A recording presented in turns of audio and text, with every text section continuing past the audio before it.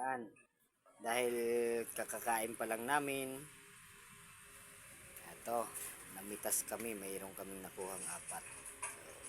Tara, punta natin yung puno.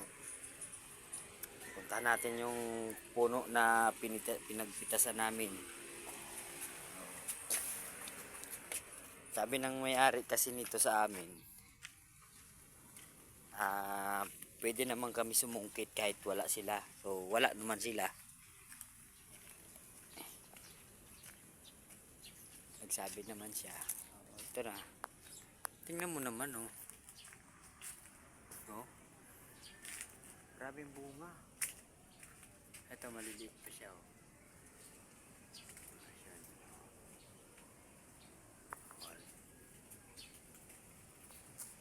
Tapos ito pa, oh. Oh, grabe magbunga. Oh,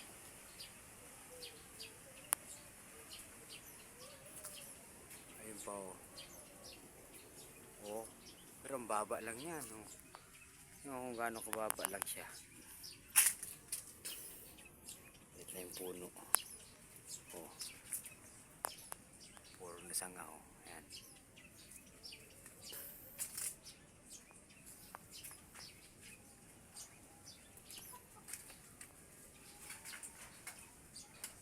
Grabe, oh. Ayun po, sa may tapat ng araw. Tapat ng araw kasi makita, eh. Ayan. Ito kulang, maabot na to. Isa, oh. Maliit na yung konti. Dami ang bunga. Tapos ay bubong. Oh. Oh, magkasunod ang dami.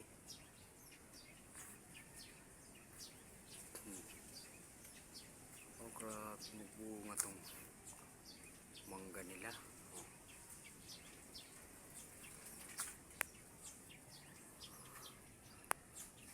Tapos yun, yung bahay namin may jackfruit. Oh.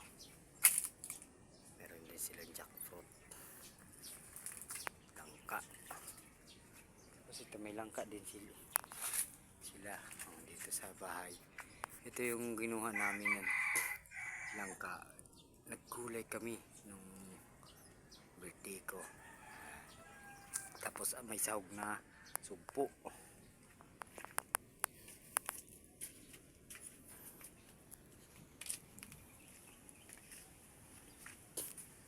Wala na yung malaking langka, wala na ang bunga. Siyang malaking bunga. Oh, pero mo kapantay lang nung saging yung mangga. Oh. Pero grabe bumunga yung mangga. Yan. Diyan kami kumuha ng 4 na piraso. 4 na piraso lang. Yan. Ninakaw namin sa may-ari. Pero nagsabi naman siya, eh, kuha lang kayo. Yan. Oh, yan na yung 4 na piraso. Tara, kain tayo. Up, kain na muna tayo nito. Tingin siya. Ito lang. Okay, ito.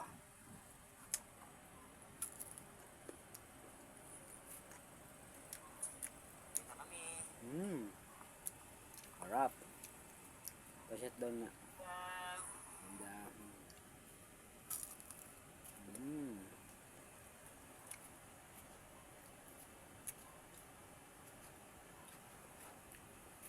Hindi siya maasin. Taklo lang. Parang mangga.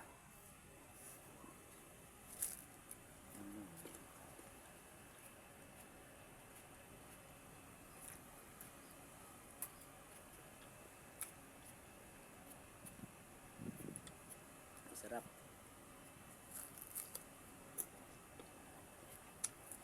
Lalo na kung may hipon. Alamang, no? Ayun, bibilhin pa, eh.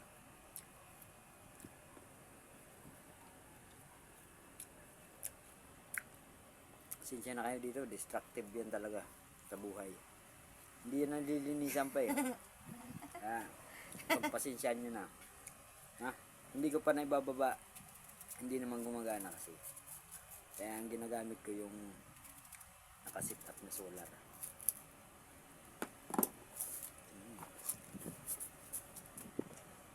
Kaya bye bye.